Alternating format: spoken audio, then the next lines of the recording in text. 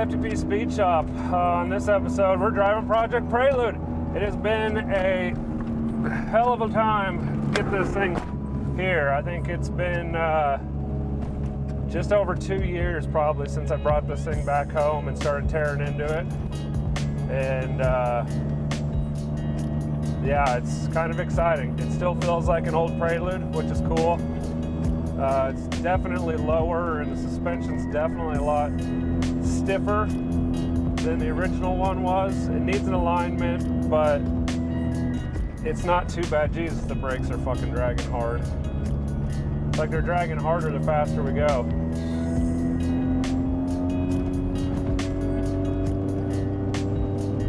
So I don't really know what the deal is and why the brakes just decided they wanted to start dragging. It seemed like the e-brake stayed stuck on slightly.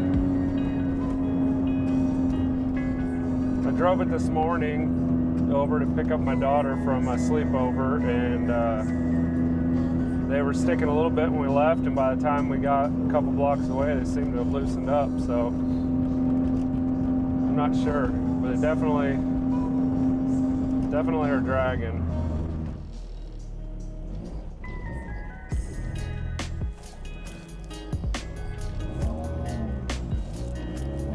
Hard on the clutch. 4,500 RPM, no big deal.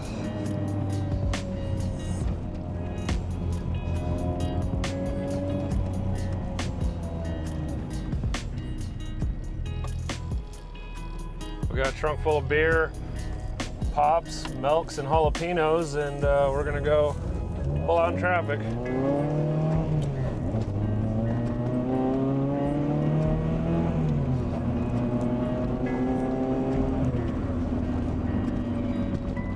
Shifts good.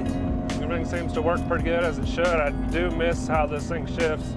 These Preludes, I always thought were one of the best shifting vehicles I've ever shifted with. I really like those cables. Cruise is good. I still feel like a giant in one, but that's all right.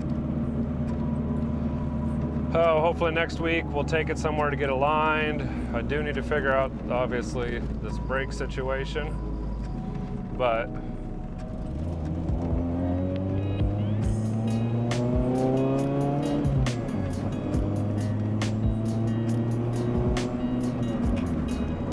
really seems to cruise really nice and it's really responsive. I was surprised with that intake.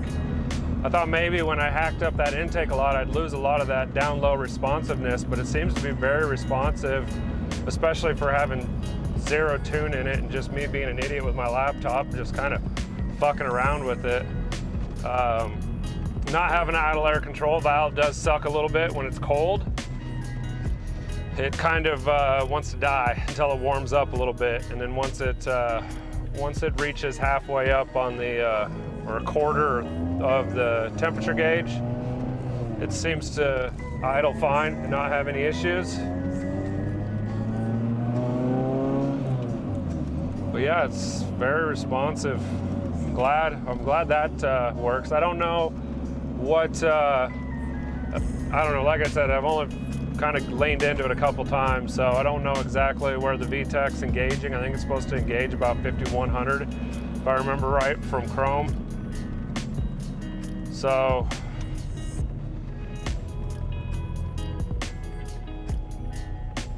it does have some vibration with the solid motor mounts or the solid urethane motor mounts, and then not having the balance shafts in there. So it definitely has a little bit more vibration than I'm used to, or at least than the other one did. So I didn't know exactly what to expect. Everybody said it wasn't too terrible, but it does have some vibration. But when you're wrapping a car out, you don't notice any odd vibrations. It's just mostly an idle vibration.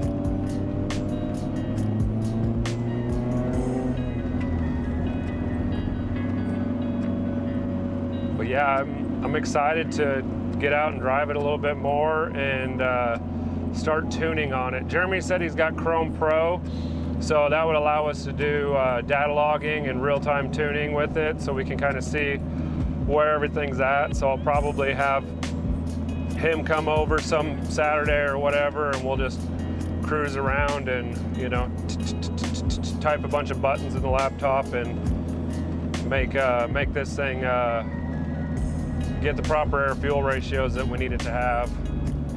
I still need to wet sand the deck lid and the spoiler and get all that stuff buttoned up and get that done. So I'll probably back the car in here one of these next times, and we'll get to work on that aspect of it. But then we're going to, the brakes aren't dragging too terribly now. It's still a little bit, it's still kind of hard to start, but we'll move on to the new project, which will be a quick little project, but I think you guys will enjoy it. It's something I've been thinking about for a long time and just finally decided to nut up and do it. So you'll see that one on the next video, but yeah, I'm pretty excited. All in all, this thing's running pretty good. Everything works besides the horn. I cannot have a car that I rebuild and have the horn work on it. I don't know what the deal is. It's the only thing I haven't been able to figure out what's going on. So I'll probably look into that a little bit more also. But yeah, all in all, it runs, it drives, it stops, it goes into all the gears. It feels like it's gonna handle really, really good with these function over form or function form coilovers. And I'm really looking forward to going to some track days with a couple buddies and just getting out there and just tearing around the track on this thing and see how it does. So, oh, I got a couple crackheads walking down through the neighborhood. That's always a good sign. There goes the neighborhood. But, so, all right, well, we're just pulling back up to the house, so I'm gonna sign off and we'll catch you guys on the next one. Thanks for watching.